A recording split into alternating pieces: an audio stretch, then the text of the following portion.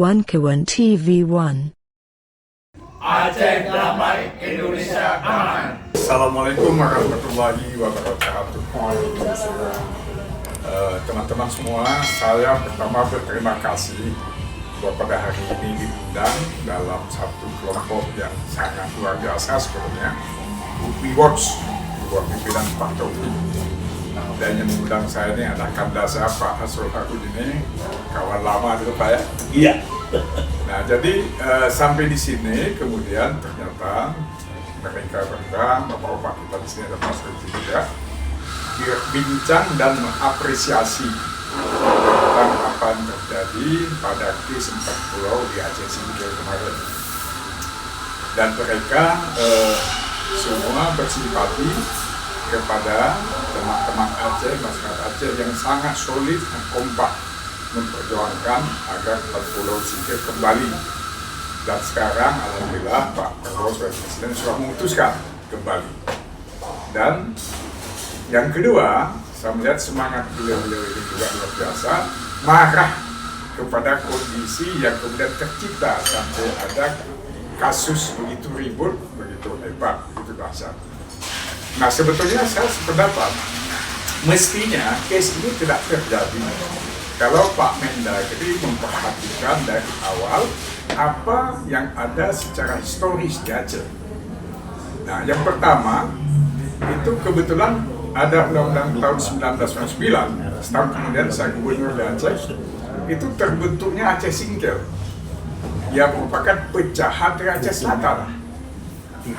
Dan pecahan dari Aceh Selatan ini pada waktu Provinsi Aceh dibentuk tahun 2000 juga ada undang-undang yang menyatakan di Aceh ada 7 kabupaten yang ikut Provinsi Aceh, termasuk Aceh Selatan. Nah kalau Aceh Singkil adalah pecahan dari Aceh Selatan, otomatis dari mana itu adalah Aceh. Kemudian pada tahun 1999 itu dibuatlah kepemekaran Aceh Singkil itu, dan waktu itu bupatinya Teguh Mahmud Saputra. Saya datang ke sana dan beliau juga cerita tentang pulau 4 itu yang luar biasa indahnya. Jadi sebenarnya itu masalah Aceh sudah nggak perlu dibicarakan, sudah lama itu. Nah, apalagi kalau misalnya Pak Mendagri waktu itu membicara itu, mestinya tidak boleh tergopoh-gopoh dan saya senyap. Saya melihat Pemda Aceh seperti nggak tahu pada waktu itu, seperti diburu-buru.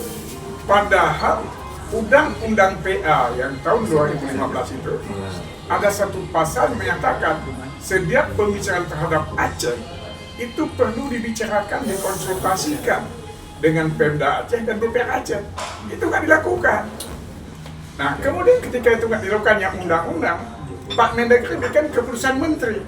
Secara strata hukum kan di bawah undang-undang. Jadi sebenarnya Pak Mendagri boleh dibilang melawan hukum, melanggar undang-undang seperti itu.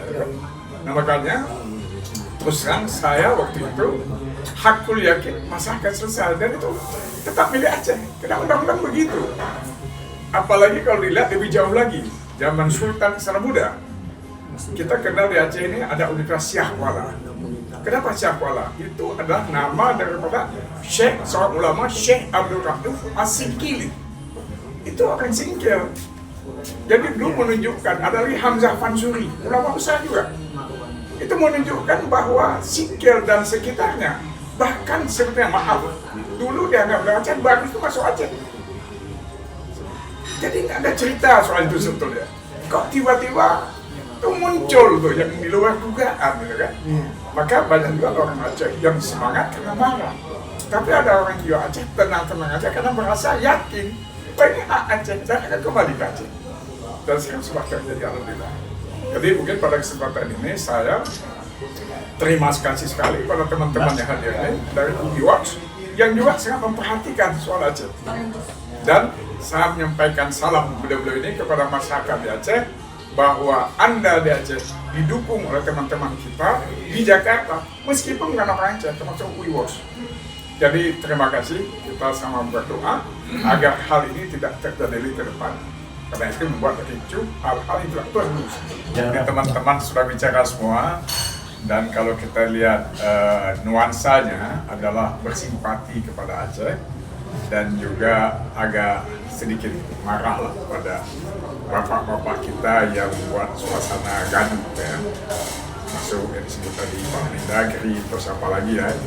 Nah oleh karena itu saya kira sekarang begini, ini juga mungkin jadi perhatian kepada bapak kita di pusat. Aceh ini otonomi khusus, karena Aceh khusus maka ada beberapa hal berkaitan kebijakan. Misalnya sejak 2005 berlakulah otonomi khusus di Aceh, pembagian hasil misalnya sumber daya mineral. Kalau daerah lain mendapat 30%, pusat 70%, Aceh sebaliknya.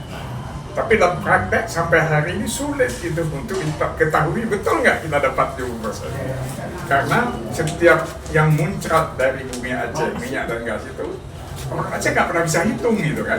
Nah oleh karena itu barangkali pemerintah pusat sudah waktunya lebih jujur dalam bersikap dan melihat Aceh. Katakanlah kalau saya mengusulkan, selain otonomi khusus, kasih kepada Aceh perhatian khusus gitu ya. Nah Aceh ini kan sudah 3 kali nih, ada dulu di ITI, kemudian ada Perang Cubo, kemudian ada GAM, ada PKI dan Panam. Nah jadi orang Aceh ini kalau kita lihat sekarang ini seperti orang luka dan luka.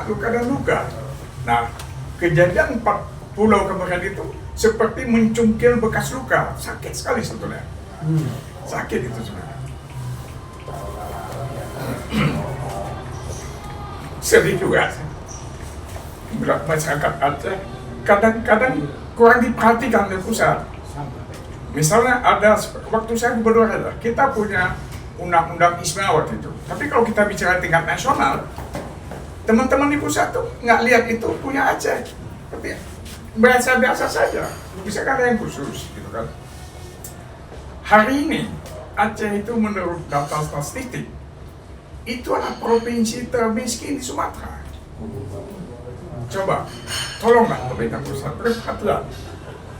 Gubernur kita bekerja, Pak Mualim itu luar biasa. Tapi kalau uang nggak ada, bagaimana dia bisa bekerja? Jadi mungkin momentum ini, tolonglah pusat perhatikan Aceh. Karena Aceh sangat menderita. Ya. Jangan lagi tambah luka atau luka. Bisa saya tanya sedikit? Ya. Itu dulu waktu dulu undang-undang Aceh itu nomor 11 itu sedikit saja karena kita berusaha tidak banyak namanya peraturan pemerintah seterusnya untuk menerjemahkan undang-undang berapa. Nah ternyata kemudian sesudah undang-undang disahkan, banyak teman-teman dari Aceh bolak-balik ke pusat untuk tanya pelaksanaannya untuk peraturan pemerintah dan lain-lain itu tidak dibikin. Jadi itu menurut saya sih yang dari bilang kurang jujur. Pemerintah jujur bahwa jangan hanya menyenangkan dengan membuat undang-undang, tapi peraturan pemerintah untuk pelaksanaannya tidak dibikin sama aja. Ini kasihan juga mereka bolak-balik.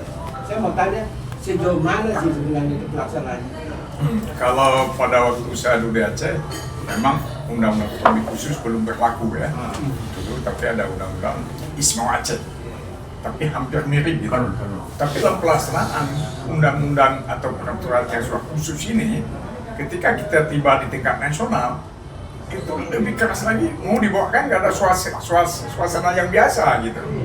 Jadi kita, susah lah pada kita. Nah jadi mungkin kalau sekarang ini kita nggak bilang deadpan seperti zaman Pak Harto dulu, setiap undang-undang itu dianggap sudah diketahui masyarakat, mungkin ada juga sekarang harus setiap undang-undang yang ada itu disosialisasikan sehingga masyarakat tahu, dan juga tidak hanya masyarakat Aceh, masyarakat Indonesia juga tahu bahwa di Aceh ini mestinya ada kekhususan yang memberikan suasana khusus. Itu belum saya kira ya.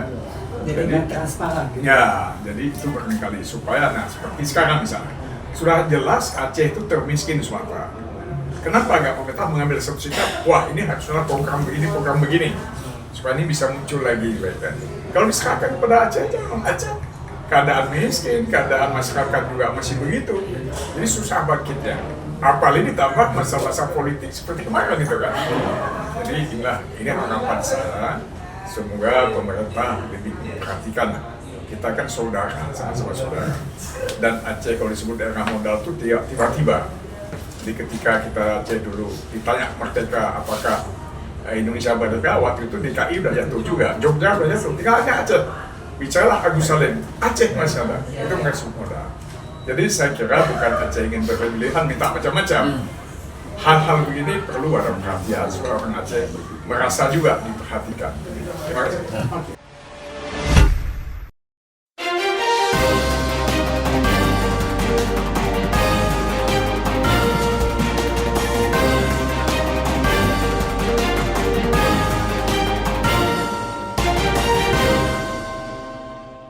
One Kawan TV 1